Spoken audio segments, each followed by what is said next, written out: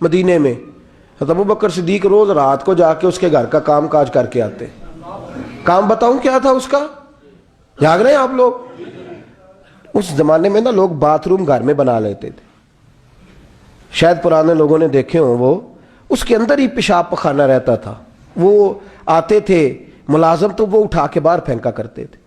وہ be be گھر کے اندر پیشاب کرتی, نابینا ہے, وارث کوئی نہیں. ابو بکر صدیق آتے, امیر آدمی, اور اس کا وہ پخانہ پیشاب اٹھا کے باہر پھینک کے آتے.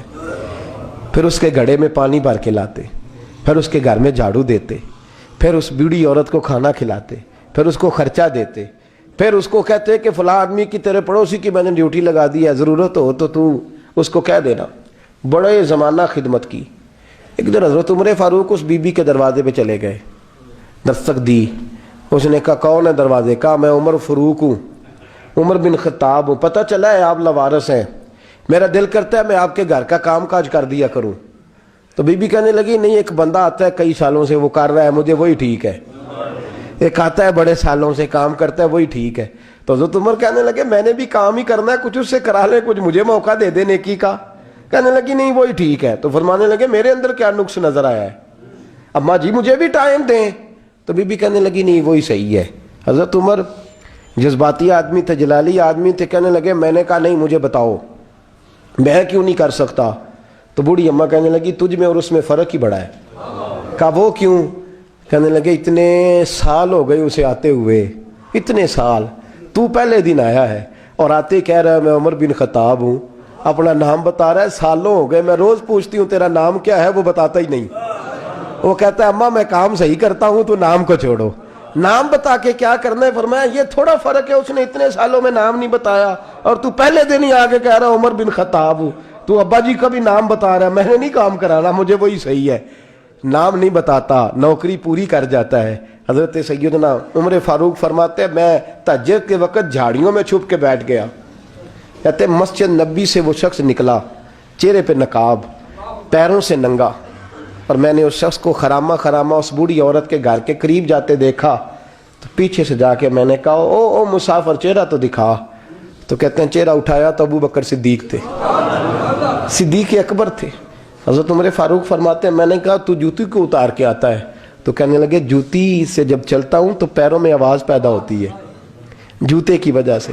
پڑوسیوں کو تکلیف دینے کا مقصد تو کوئی نہیں نا.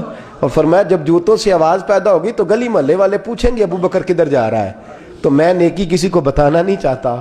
تو فرمایا ابو بکر کب سے آ رہے ہو؟ فرمایا چھوڑ عمر, بس دعا کر رب میرا آنا قبول فرما لے. تو دعا کر سرکار کی بارگاہ میں حاضری صحیح لگتا ہے. چھوڑ میں کب سے آ رہا ہوں, کس وقت سے آ رہا ہوں, اس مسئلے کو چھوڑ. تو یہ دیکھ پانی پر نسویلیاں رنگا رنگ کڑے, پریا اس دا جانیے جس دا توڑ چڑھے. یہ بات آپ نے درجنوں بار سنی ہے, لیکن اس پر غور تو کرو میرے دوستو. کہ حضرت عمر فاروق فرماتے ہیں جن دنوں تبوک کے لیے میرے نبی نے اعلان فرمایا میرے حالات اچھے تھے, ابو بکر کے اچھے نہیں تھے, مالی حالات کمزور تھے, کچھ مسائل تھے, میرے اچھے تھے. میری سرکار نے اعلان فرمایا کہ پیسے دو. فرماتے ہیں چونکہ میرے حالات بھی اچھے تھے تو میں نے کہا اس دفعہ پہلا نمبر میرا ہی ہوگا. فرماتے ہیں آدھا مال گھر کا, یہ بھی بڑی دلیری ہے. کتنا؟ بولیے.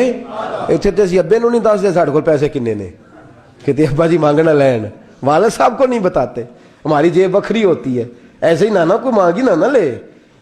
آدھا مال حضرت عمر فاروق فرماتے ہیں آدھا مال میں نے بانٹ کے حضور کی بارگاہ میں, اور ساتھ میرا ارادہ ہے کہ ابو بکر آج میں نہیں تجھے آگے گزرنے دیتا. فرماتے ہیں مال پیش کیا, تھوڑی دیر گزری تو ابو بکر بھی آ گئے.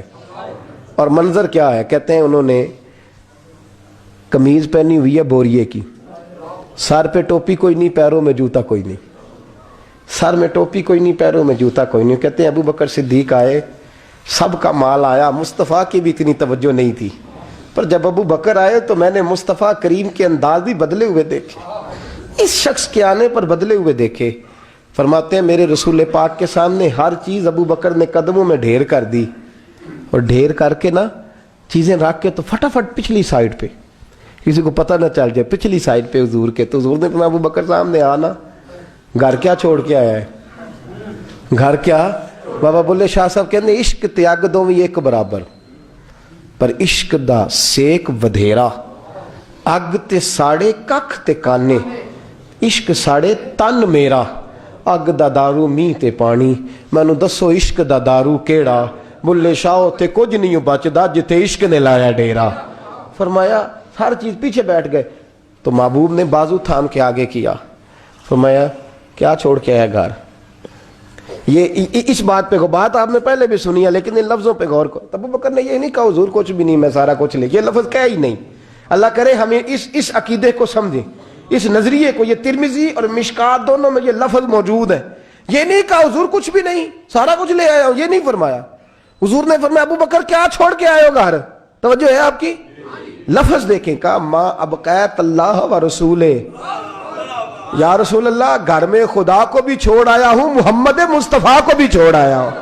ये लफ्ज है सियासता के, मेरे घर में खुदा भी है, खुदा का। हुजूर किधर थे? बोले ना।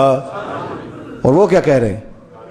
या रसूल अल्लाह मैं आपको अपने मां अबकैत अल्लाह व रसूले, मैं घर में खुदा छोड़ आया हूं, खुदा का रसूल छोड़ आया हूं। खुदा, इकबाल कहते हैं परवाने को शम्मा, बुलबुल को फूल, बस इस बस को समझना, परवाने को शम्मा, बुलबुल को फूल, बस सिद्दीक के लिए है खुदा का रसूल और बस, सिद्दीक के लिए है खुदा का रसूल और बस, ना इधर ना उधर, ना आगे ना पीछे, ना कोई चीज और चाहिए नहीं। सिद्दीक के लिए खुदा का रसूल और फिर बस, इससे आगे दाएं बाएं किसी चीज की जरूरत है। इकबाल ने कहा तुझसे तुझी को मांग के मैंने मांग ली सारी कायनात। बस हुजूर की जात से आगे पीछे सोच गई नहीं, कभी दाएं बाएं देखा ही नहीं, कभी सोचा ही नहीं, कभी मिजाज ही नहीं गया, कभी मेयार ही नहीं हुआ मेरे नबी पाक सल्लल्लाहु ताला अलैहि वसल्लम ने। और फिर लुत्फ की बात पता क्या है, मजे की बात, यहां सबसे ज्यादा टेंशन पता किस आदमी की होती है? जो कुछ खर्च करता है ना किसी इदारे में, उसकी बड़ी परेशानी, उसको मुनासिब प्रोटोकॉल ना मिले तो बिगड़ जाता है, बिगड़ जाता है।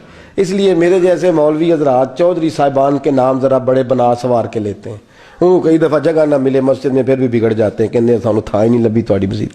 ये बड़ा मुश्किल होता है मरहला, ये प्रोटोकॉल बड़ी मुसीबत है, बड़ा मुश्किल मरहला है। सबसे मुश्किल ये वाला मरहला है। हजरत अबू बकर सिद्दीक, खर्चा सबसे ज्यादा, नौकरी सबसे ज्यादा, ताबेदारी, प्यार, फरमाबरदारी, बैठना सबसे पीछे है, पीछे होके दाएं बाएं, बताना नहीं, जिक्र नहीं करना।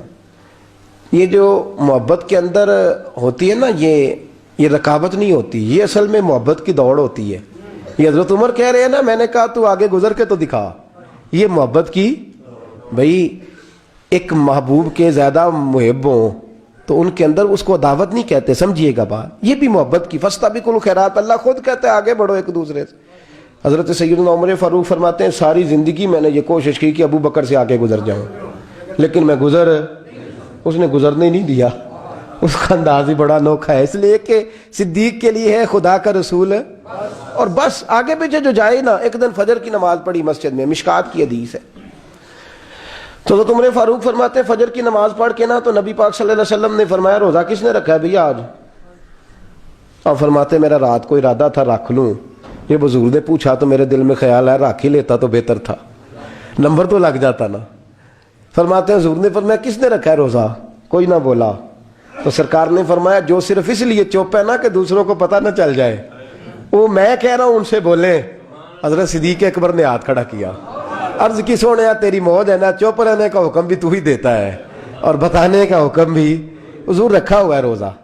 हजरत सैयदना उमर फारूक कहते हैं मैंने बड़ा घूर के देखा, मैंने कहा लंघन नहीं देंदा भाई, अगे हद हो गई है। खैर कहते हैं थोड़ी देर फजर की नमाज पढ़ी मस्जिद में, अल्लाह के रसूल ने फरमाया ये बताओ किसी ने आज किसी बीमार की तीमारदारी की है?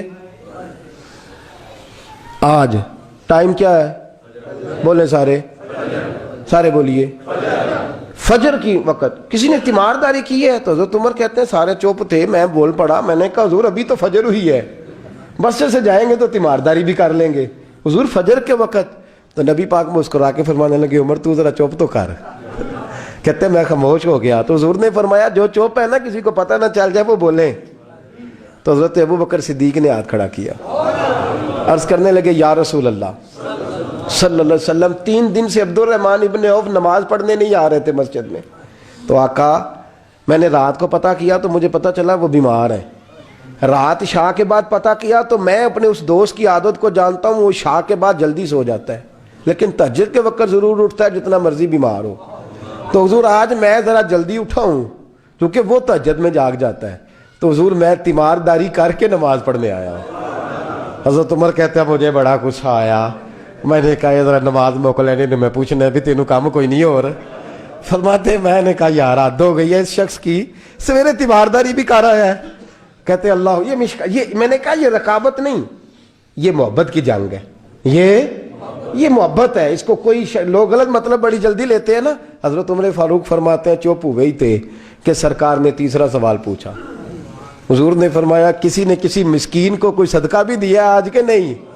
تو حضرت عمر کہتے ہیں میں نے کہا حضور رات عشاء پڑھ کے میں نے دیا تھا. فرمایا تو عشاء کی بات کر رہا ہے, میں آج کا پوچھ رہا ہوں. آج تو حضرت عمر کہتے ہیں مجھے پکا پتا تھا ان نہیں بولنا جو بولے تھے.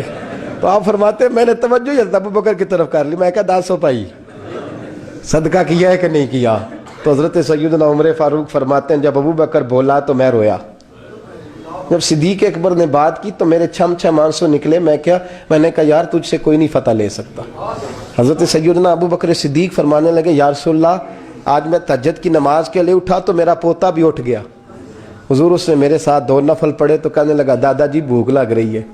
تو میں نے اس کی دادی سے کہا کہ میرے پوتے کو 2 روٹیاں تو پکا دے. اس نے 2 روٹیاں پکائیں, 1 روٹی اس نے کھا لی, بچہ تھا, دوسری ہاتھ میں پکڑ لی. حضور گھر سے باہر نکلے تو ایک مسکین دروازے پہ کھڑا تھا, کہنے لگا رات سے کچھ نہیں کھایا. فرماتے ہیں تازی روٹی پوتے کے ہاتھ سے لے کے مسکین کو دی, پھر میں نے پتہ لیا واپس آیا ہوں. حضرت عمر کہتے ہیں پہلے میں مسکرا رہا تھا, پھر میری چیخ نکلی, میرے رسول پاک کے بھی آنسو آئے. فرمایا ابو بکر پوچھ اس لیے رہا ہوں کہ ابھی جبریل آئے تھے اور وہ کہہ گئے ہیں کہ یا رسول اللہ صلی اللہ علیہ وسلم جنت میں ایک حاجیوں کا دروازہ ہے جس سے صرف حاجی جنت میں جائیں گے, ایک روزے داروں کا دروازہ ہے جس سے روزے دار جنت میں جائیں گے, ایک سخیوں کا دروازہ ہے جس سے سخی جنت میں جائیں گے. یا رسول اللہ ابو بکر صدیق کو رب کا سلام کہہ دیں اور کہے رب فرماتا ہے ابو بکر جب تو جنت کی طرف منہ کرے گا اللہ سارے دروازے کھول.